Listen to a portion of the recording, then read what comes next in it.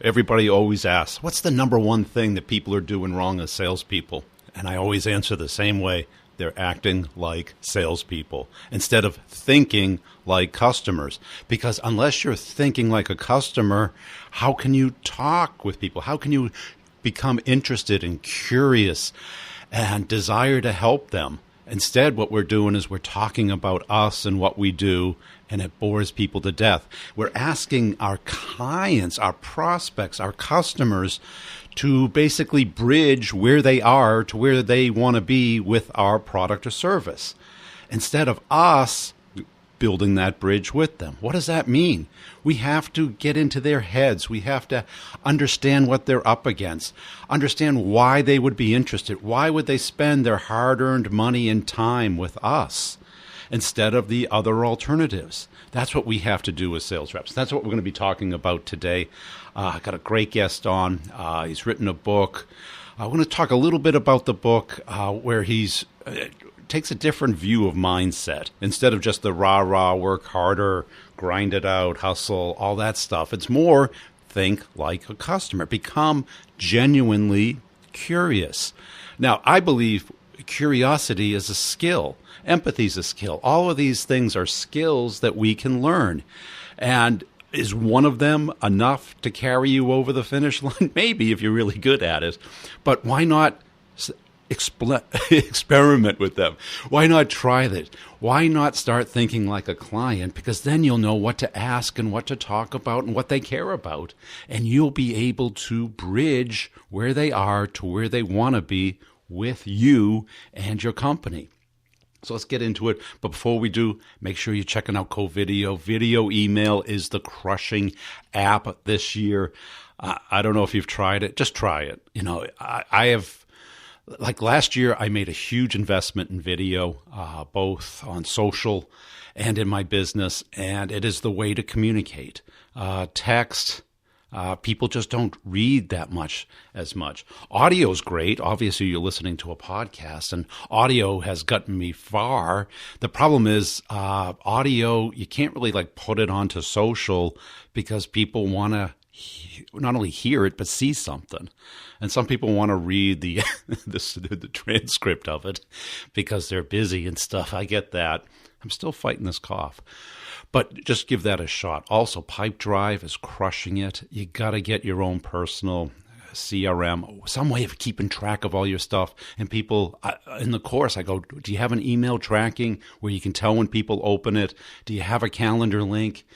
And everyone's like, oh, no, my company doesn't do that. Well, get your own. Get your own and start managing it. So if something happens, you have all your data. Nothing scares a sales manager more than not having all the data. And nothing should scare a sales rep more than losing all their data when they leave. So make sure you get it up. Pipedrive, use the coupon code, Brutal Truth, all one word. Also, I'm going to be starting offering up some prizes. But I really appreciate everybody on LinkedIn who's liked, commented, and shared my videos or any other content. And make sure you're following the company page on all the podcasts, Brutal Truth, Sales Questions, and B2B Revenue, putting out some funny stuff, some educational stuff on how to sell better and make some more money this year. Let's get into the interview. Hey, John, thanks for joining us today. As a way of getting started, tell us about yourself. Thank you, Brian. Well, I spent the first half of my career in industry. I came out of University of Maryland and worked for a variety of chemical companies, Dow Chemical, FMC, and I was in sales and marketing and staff and line roles. I was director of strategy at one point. I negotiated power contracts with Enron, so I did a lot of different things there. I left that industry about 20 years ago, been in the training development industry ever since, have my own company for the past 10 years, and really focus on leadership, sales, teams, anything in the area of what might be called soft skills, which actually are the harder skills, is something that we focus on and bring solutions to our clients. And why'd you get into the training side of the business? I had a belief system after going through a lot of training in the chemical industry that people wanted to get better, could get better if the learning was better. Yeah. And so I got into the industry to see how they were actually doing the learning and why they were doing the learning that way. And then I thought I had a better mousetrap 10 years ago. So we started our own company at that time. And how's it worked out? Great. Yeah. It's worked out really well. Because we do have a better mousetrap. it's fun because everybody listening to this who knows anything about selling, you want to be able to differentiate. And so my competitors all act and look and behave the same way. I mean, they have the better model. That buy my model, no, my model's better, no, my model's better. And I think all of that's sort of nonsense. I think context is king. Engagements is critical. There's wisdom in the room. The learner is the reason we're here. So I think I think we should show up differently. We're talking with our team today, and I said the last 2 deals we won. So do you have time for a story, Brian, or should I just? Yeah, dig in. Well, we won business recently. We're doing a global rollout of negotiation skills. Well, this is a client that has other methodologies they've used before. And our pitch was all about, hey, look, we're going to integrate with what you have. You've got something that worked that you like from another vendor. We're going to make that's going to be part of it, right? We're going to remind people of that. We're going to use that language. We don't have some special language that you have to use.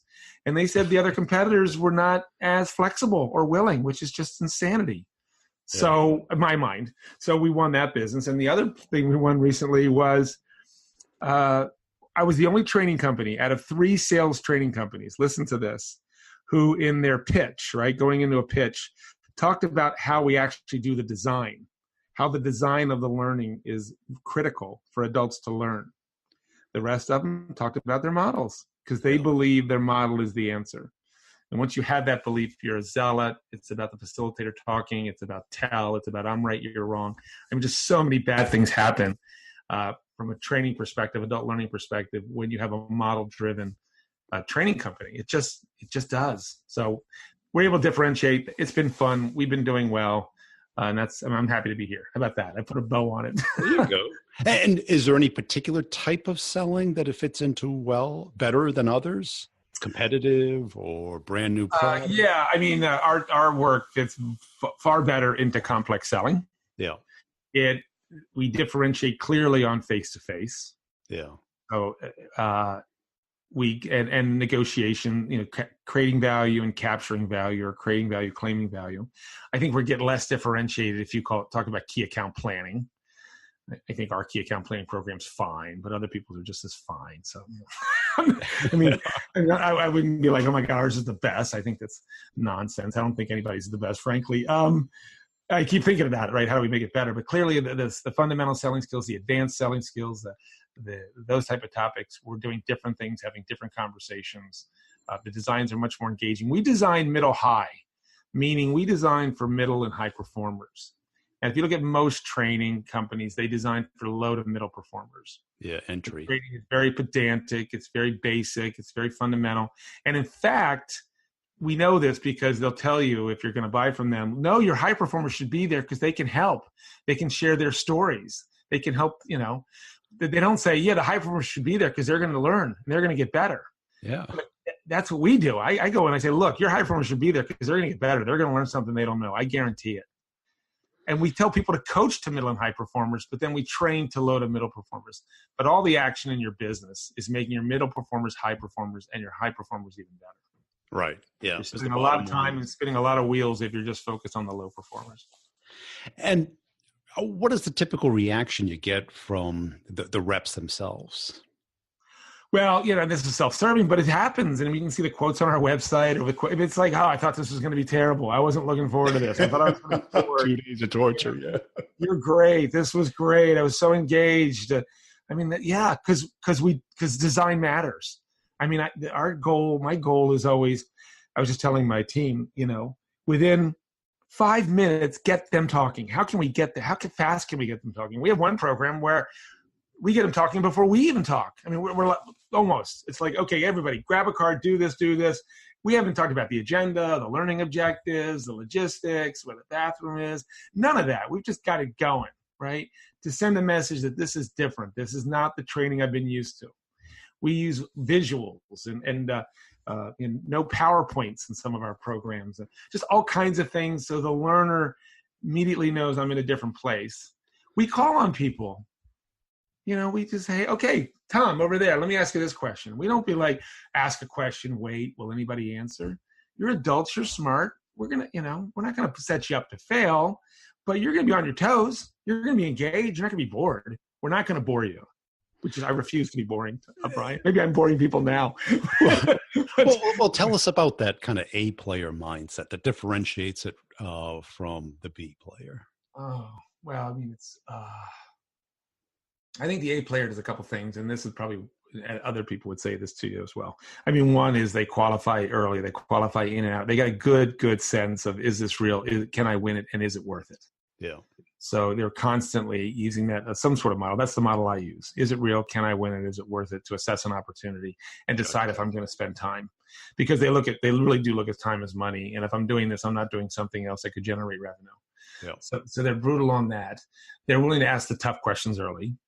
I mean, I ask tough questions, and and if people call me up and, we've got this other person and it's really working, if they call me up in a competitive situation and say, hey, look, the other vendor's in here and they're at this pricing and they're below you. It's like, okay, well, great. Why are you talking to me still? I've asked that. And some are like, oh, I can't believe you asked that. But that is the question. That's what I want to know. Right. For some reason. There must be a reason. What is that reason? There must be a reason, and I'm going to be authentic, and I'm going to be transparent. I'm going to ask the question. You have to figure out how to ask that question in your own voice, but with my style, that's how I ask the question. I'm also willing to ask, I ask questions. This is in the book we wrote. It makes people think, and because people, we all don't want to think that hard because we're trying to save our cognitive energy for something important.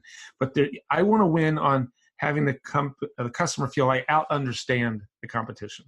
Yeah. I never wanted to out-persuade the competition. I want to out-understand the competition. So in order to do that, I've got to be really curious. I've got to ask the extra question. I got to ask the tough question. And then eventually, like Challenger and others say, demonstrate some real insight. But, Zig Ziglar said a long time ago, questions are the answer. Questions are still the answer. You can create huge value in the questions you ask. Most salespeople, the lower performers, think you create value by communicating value, by talking about yourself. Yeah, and that's probably the least interesting thing. Oh my God! That's fine. If anybody gets my book, I was with a client this week, and she said, "Oh, you wrote a book?" And I said, "Look, just read chapter." I said to her, "Look, read chapter 7. Chapter 7, I guarantee you, is something you've never heard before." And she flipped through it, and I said, "Before you flip through it, let me just tell you."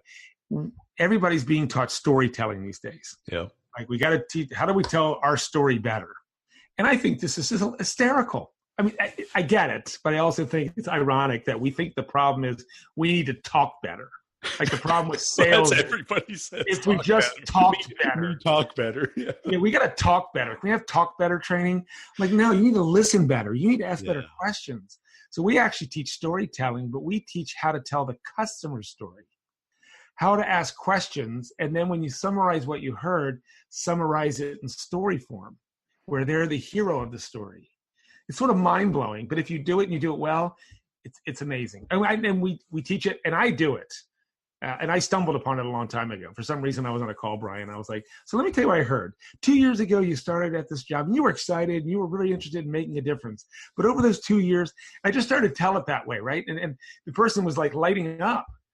Yeah. And then I was able to work in emotions, right? Like, but you got a little frustrated here. And so now you're thinking this, and you're at this point of choice, right? This is the story, right? You're at this point of choice. Do I invest here? Or do I invest here? Do I have that right? And people will be like, oh, you nailed it. And if they say you've nailed that, if they say you've got my story, they trust your solution. Yeah, because you're communicating back to them what you heard, and they're validating it. And what I loved about the book was most people look at it as binary. You're either curious or you're not curious. You look at it as a continuum, which it is. Yes. And it's up to us as the artisans of sales is to find the right level on that continuum. And that's the magic. Yeah, and that's, again, getting back to how we're different. I mean, I love what you just said about continuum, because a lot of our workshops, whether it's accountability, whether it's accountability is a good one. So accountability, and we'll throw a rope on the floor, or like a continuum on the floor. We'll put half the group in one place, half the group in the other place, and say, make the argument that accountability is a group thing. We're all in this together. You guys make the argument, whether you agree with it or not, that accountability is an individual thing. We have to hold individuals ruthlessly accountable. And so they make the argument, because you can make that argument. And then where on the continuum are you? Where does your company want you to be?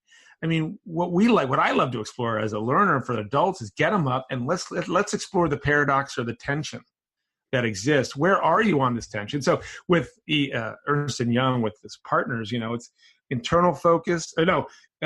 Focus on what I know, or be more broadly business focused. What do my customers want? They want an expert, or they want a generalist. Make the argument which one they want, and then go to where you are, and the implication of that belief system, because that belief system is driving a behavior. But I mean, that's good adult learning, to explore that, right? But most adult learning goes right into a model, without having people struggle through. Oh my God, it is a continuum. It's not binary. Right. Because they hear the corporate messages, you need to be more customer focused. Like, but I'm still got to do this. So to explore the pluses and minuses, the risk, the implications, what they're going to have to change. And what the cool thing is, Brian, that kind of activities, they physically move. So they move from one place to another place, and they say, this is where I need to be. They've done that. I haven't told them that. I haven't said, this is where you need to be. They know where they need to be. And then you say, well, what are you going to, you have to change then, right? What are you going to give up? What are you going to, so it's just really good way to design learning that once people see it and do it, that's why we've done well, because it makes sense, but it's not what our competitors do. And these things become the superpowers, the empathy, the curiosity, the listening. And that's funny you should say that. We have in one of our programs, it says introductions, it says, what's your sales superpower? Yeah. Yeah. And if it's telling my story, that that rep isn't doing well, because everyone's rolling their eyes at them and like, I don't care about your story. Right. And the real selling begins when you start talking about their problem, not who you are and what you do, but what you can do for them and what problems they have or that they aren't admitting to or haven't even faced.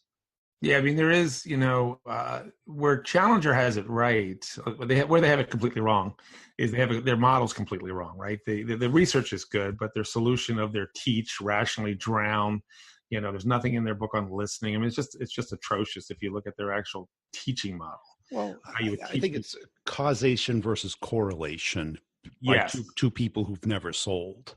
And this is what shocked me. It's like, I think they would have found a higher correlation between gray hair and sales success than they did insight and sales success. Yes. Meaning that gray hair is correlated with experience. Yes. And so wisdom and judgment and insight. Yeah. Insight is a but just being able to say, hey, you didn't mention this, but I would think this might be a challenge for you as well. Yeah. Challenger presumes, some of them presumes it's just hubris, right? It's, I'm going to go off, I'm going to analyze you, I'm going to have insight that you haven't thought of, and I'm going to now tell you about it. I'm going to be the smartest person in the room. I think that you got to have a lot of humility. So I think, even though I'm a high performer and people are going to listen to me go, he's pretty full of himself maybe. But when it comes to a sales conversation, there's humility there. There's like, hey, here's what I'm thinking. Are you thinking this? I'm not going to be like, why aren't you thinking this? I'm going to say it in a way that they can hear it with the belief that I still could be wrong.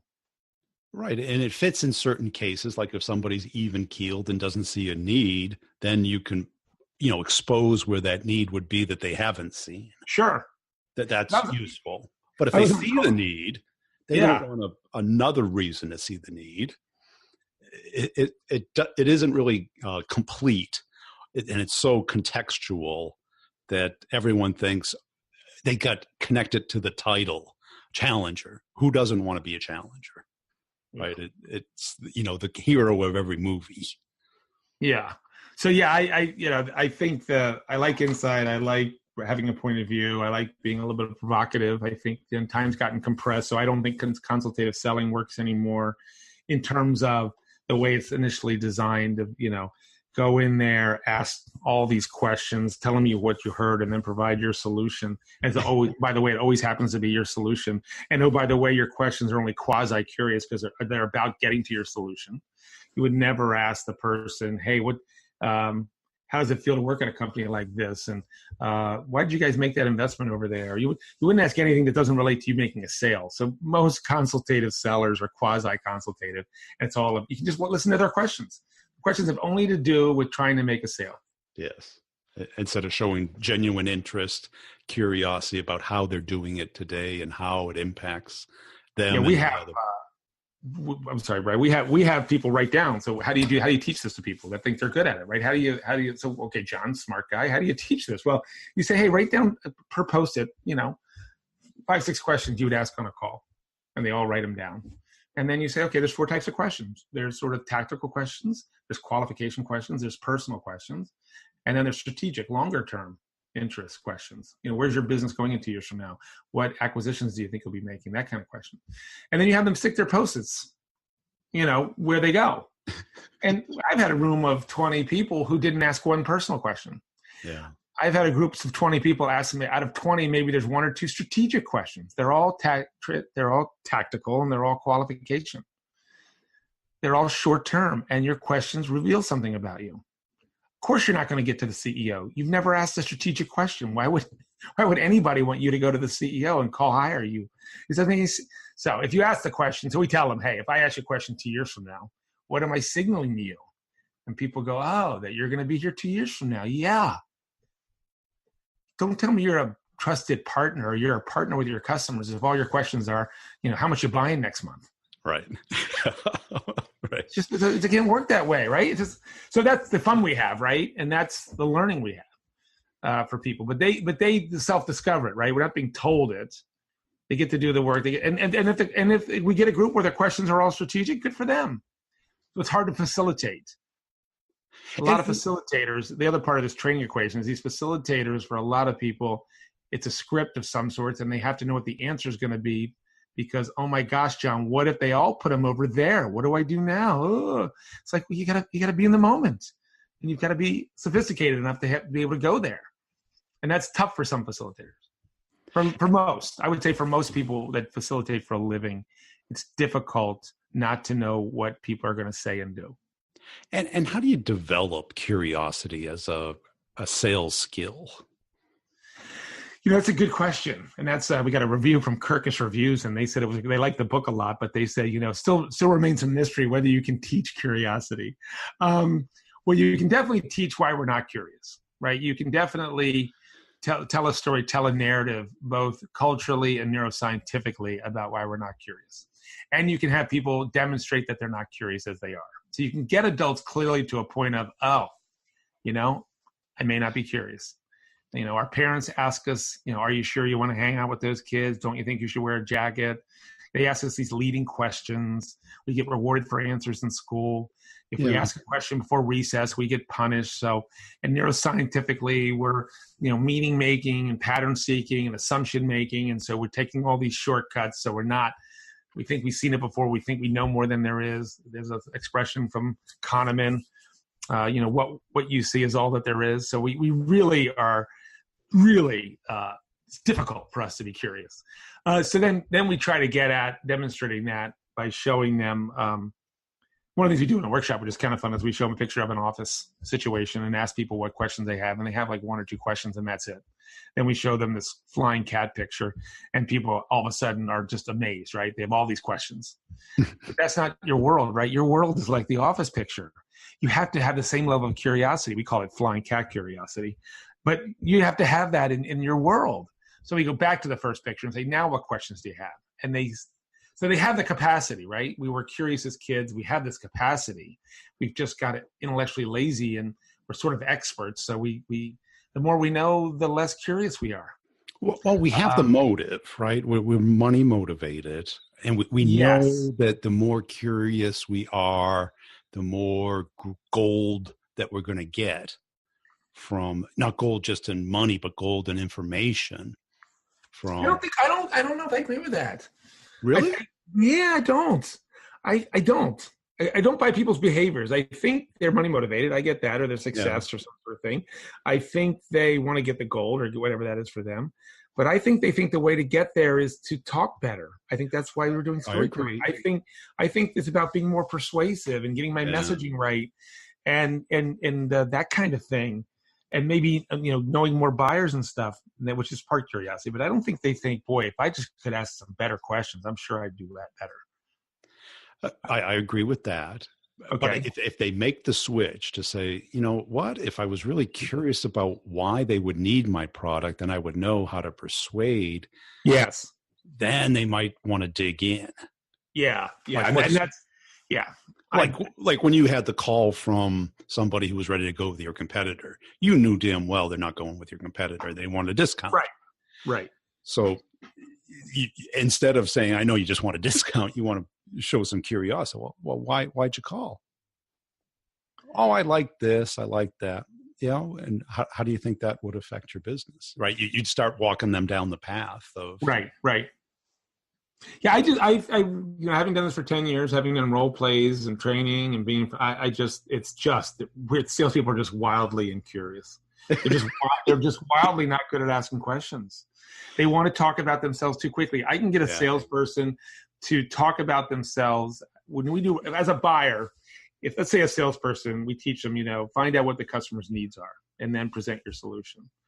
So, but if I answer the first question they ask that is hooked to something they can do, they immediately start talking about themselves.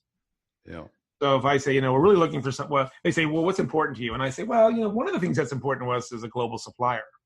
What they should say is, tell me more about that, or what else is important to you. But I would say 9 out of 10 salespeople start to say, well, we have global capability. So they've already started talking about themselves. They've only heard one need. They don't know any of my other needs. They haven't even understood this need at a deep level. And they're already talking about themselves. And that's what I see. That's what the low and middle performers are definitely doing. So do you try and change that, or you try and get them to hire inexperienced people who can learn that? Or it's funny, I'm starting to get to the point now these days where I'm getting cynical in my old age, but I can tell you, getting grumpy. New people outside of no sales background, they're better in some ways because they don't know all the bad habits, and they don't know they have to talk about the product so much, and they want to ask questions because they're a little nervous about saying the wrong thing about their capabilities. So they actually, in some ways, have a leg up to the more experienced people who have seen bad habits modeled. They may have been rewarded. They may be on straight salary, or they still get a bonus or something. And so nobody's ever really it's been clear to them about how bad they are at asking questions. But yeah, you can teach it, right? You can teach. Obviously, it's a skill. Questioning is a skill. So, for God's sake, you can teach people a skill, but they first have to see themselves. The reason we designed the training the way we did, most people think they're good at stuff, right? We have the overconfidence bias. I think I'm trustworthy. I think I'm accountable. I think I'm curious. I mean, nobody says, you know what? I'm wildly not curious. I'm wildly not interested. I am so not interested in my customers. Yeah, well, I can't wait for the training.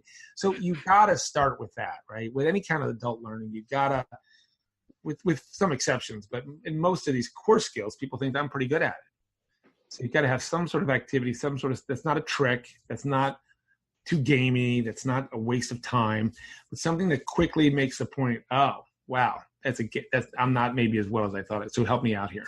Yeah. And one of the things that's kind of stuck out with me probably in the last 6 months is this performer mindset. Instead of a binary like bicycle, when you learn how to ride a bike, you don't need a lesson 20 years later. You just get on the bike and you ride. But then there's the performance where, like playing a piano, any musical instrument, any sport, you still need to warm up. You still need to practice. You still need routines and habits and almost daily type of things to keep your skills sharp. Right. And I think in sales, we don't really have a nice, easy way to do that. Yeah, I mean, we do a lot of sustainment stuff. So we have you have the classroom experience, and then we don't sell, we don't do anything off the shelf, and we don't do any just one-offs. So it's not like come do this sales conference and we don't want to see you again. So when we do a contract, we're going to do sustainment because you want to hold me accountable for behavior change, and I know behavior change doesn't happen at an event. So if you really want behavior change, then this is what it looks like. If you just want a nice event where everybody's happy and you can say you did some training, anybody can do that. Yeah. But that's not the business I want to be in. And that's not the business really you want me to be in either. So anybody who says, we'll come in for 4 hours, we'll put on a show for you. If you think you're going to get any value from that, and then motivational speakers are even worse. Don't get me started on the Tony Robbins and those folks. If they think that's going to drive behavior change. But some people, that's okay, right? There's a market for that if you want to do that, but don't lie to yourself. If you really want your team to get better, improve performance, you want to get better, improve performance, it is, learning takes place over time. Yeah. Cool. Hey, John, I really appreciate your time. Where do people go to get the book and learn more about you and your work? Well, we are www.jmreed.com. We're on the web. And the book is called Moving from Models to Mindsets. It's in Amazon. It's an audiobook and Kindle and all the other kind of ways you can have a book, I guess. And we'd love to hear from you. I love talking about sales. I think sales is a profession. I treat it as a profession. It's due great respect. And like any profession, there's standards and things people need to know. So I'm happy to help anybody in that journey. Hey, I hope you enjoyed that interview. I really like talking to somebody who's sold for a long period of time and then's helping other people sell, because that's kind of like what I do. And we all seem to kind of come to some very similar conclusions. Everyone takes a different angle at it, and I'm trying to incorporate all these different angles into the courses. And people say, well, tell me more about the courses. I know, maybe you're sick of hearing about them. If you are, you can stop right here. If you're not, let me tell you about them, because it really is modeling this sense of empathy, curiosity, and listening, because that has been, I always said empathy was my superpower, because I didn't like to talk. I could kind of get a sense of what people cared about and then ask questions about that and then help people. And I did really well with that model. And I've seen other people try and do the personality thing, and that gets you somewhere. Everything gets you a little bit. But in the complex sale, you have to understand the whole game that you're playing. And too many people get stuck with, tell me what to do here and what to do there. So I broke courses into two major pieces. One, start the conversation, get the meeting. This is all about cold outreach, the thing that's the hardest thing to do today. I came up with this approach about 5 years ago. It's been modified, pretty much every quarter since then, about how to start conversations and get meetings. Because obviously I noticed everything that was going on. Cold calling kind of has been a slow, agonizing, deteriorating effectiveness. It still works in some industries where people do pick up the phone. I don't know how many of those are left. But if you get somebody on the phone, I can teach you how to do that in a very organic, natural way. But even email is kind of deteriorating. Social's deteriorating. So we have to take a different approach, an approach that's smarter, that's more organic. So I took a step back, and I really analyzed what has worked in different environments. How do you break it down into something that anyone can learn? I teach people that English is their second language and make $5 an hour to do it all day for me. My calendar is just booked with appointments and business, and it's pretty straightforward. But the hardest thing people are having with it is that it's not the pitch. It's not what you hear on LinkedIn and on YouTube by so-called salespeople who have never sold. It is a natural, organic way of doing it. The people in the course love it. Now, the course is not just the content. That's a big part. It's been out for a year, so there's like 25 hours of real world examples in the office hours, which is a twice monthly meetup on Zoom on Fridays. And we get to talk over the course. We get to talk over examples, sticking points, tools, techniques, anything that works. Anybody can ask any question. I queue up the questions that I get via email all week so that I can share the answers. And I record it and put it into the course. Also, you get one-on-one coaching with me. Isn't that fun? So we can talk over applying the course to your job. And I can kind of help you kind of mold it so you can get someone else's opinion, and I can play the customer. We could do a bunch of things, and I put those into the course as well. And I delete out anything that's proprietary. So your name, your company, your product, nobody knows who the hell you are. So it's completely private. And you get access to this for a year. So I got to tell you, I'm trying to make the course as valuable as possible and build kind of a community around the podcast and what's working today in the complex sale. So check them out at b2brevenue.com. You can schedule a call to talk it over with me to see if it's a great match. All I ask is that you listen to at least 5 episodes. You can kind of self-qualify if it matches what you're doing or not.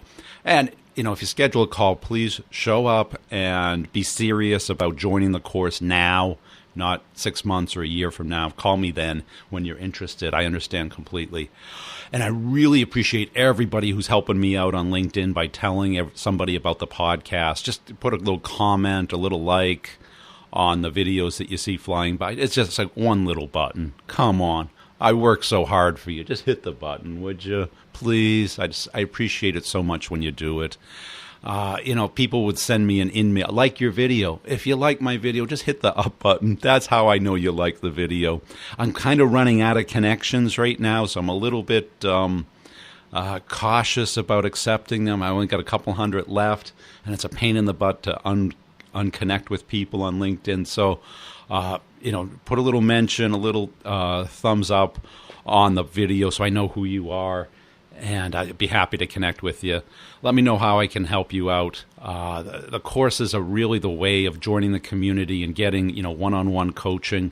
And when you hear how other people are solving the problems and crushing their numbers, it's just a great way to connect with other salespeople. Hey, we'll see you next time. I'm going to start offering up, probably monthly or bi-monthly bonuses for people helping out, getting the word out about the podcast. So look for those. They're coming, I'm telling you. Here we go. Make sure you check out the book also on Audible. Everyone says, well, where is it on Kindle? It is on Audible. It's been on sale forever. It's been a top seller, maverick selling method on Audible, as well as I put up tons of videos on YouTube as well. Brian Burns sales, just search for that, or Maverick Method on YouTube. Also, learn how to check the show notes. Just swipe up or tap the artwork on your smartphone, and you'll see all the links in there. You can get a 1 month free of Audible, as well as connecting up with all my partners who help bring this podcast to you. And check out Pipedrive and CoVideo. Great products, I'm telling you. Become a modern seller, will you? Quit sitting around, doing what worked 20 years ago. Okay? We'll see you next time.